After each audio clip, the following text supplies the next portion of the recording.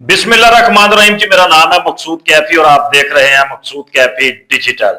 Nadreen, Faisalabad के इलाके 30 चक का ये वाकया है जहां पर एक दिलखराश वाकया रिपोर्ट हुआ है।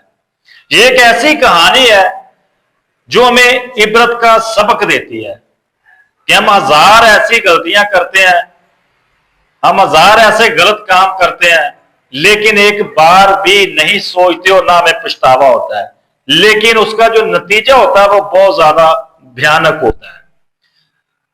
आज की जो स्टोरी है इसमें कैरेक्टर है तनवीर, जो कि बहुत ज्यादा याश हुसन परस्त था।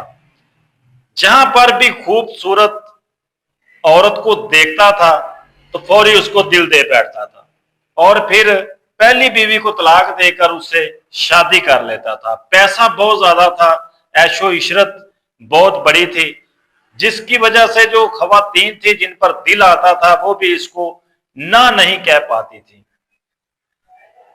ऐसा ही हुआ, इसका एक दिन बाजार से गुजरती हुई यास्मीन नामी खतून पर दिल आ जाता है। तनवीर उसको प्रपोज करता है। तो जब वो यास्मीन इसके बारे में पता करती है तो पता चलता है कि ये तो बहुत मालदार सामी है, तो वो भी फौरी जो है वो हाँ कर देती है और इनकी शादी हो जाती है। ये तनवीर की तीसरी शादी थी और जो खतून यास्मीन है उसकी ये दूसरी शादी थी। इससे कबल भी वो शादीशुदा थी। अच्छा जी, 4 साल इनका जो अफेयर है या शादी है वो चलती है। उसके बाद जो खतून होती है यास्मीन, उसकी जिंदगी में एक उमैर नामी लड़का आ जाता है। वो उसको दिल दे बैठती है। अभी जो उमैर नामी लड़का है वो भी शादीशुदा था। तो उनका जब आपस के अंदर मुशाका चलता है, आशिकी मशूकी चलती है, तो वो क्या करता है कि सबसे पहले अपनी बीवी को तलाक देता है। उमैर अपनी बीवी को तलाक देता है और उसके बाद वो यानी कि उसकी जो कुर्बत है वो यास्मीन के साथ बहुत ज्यादा बढ़ जाती है।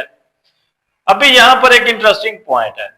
तनवीर ने 20 लाख रुपया दे रखे थे अपने ससुराल वालों को, यानी कि इस यास्मीन के घर वालों को।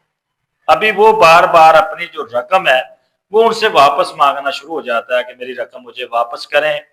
घर के हालात इनके खराब हो जाते हैं, तू तकरार शुरू हो जाती है। जो प्यार था, जो मोहब्बत थी, जो दिल दे बैठा था, वो हिसाब खत्म होता जा रहा था।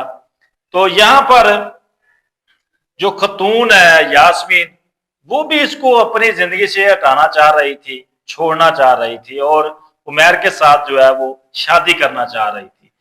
तो उमैर और यास्मीन प्लान करते हैं कि इनको किस तरह अपनी जिंदगी से हटाया जाए। तो ये क्या करती है कि इसके भांजे थे दो, उनको अपने साथ शामिल करती है। 2 भांजे और 1 उमैर, ये तीनों जनाब प्लान बनाते हैं कि तनवीर को रास्ते से हटाना है। अब जनाब ये घर के अंदर नशावर जो गोलियां हैं वो खिलाती है अपने खामद को और उसके वालिद को, जिसकी 70 साल के करीब उम्र थी। उसके बाद ये बेईमाना तौर पर उनका कत्ल कर देते हैं और फरार हो जाते हैं। जब इंटेरोगेशन होती है, मामला खुलते हैं कुछ अरसे बाद, तो पता चलता है कि ये जो यास्मीन थी इसने उमैर और अपने भांजों के साथ मिलकर अपने खामद और उसके बाप को रास्ते से हटाया है।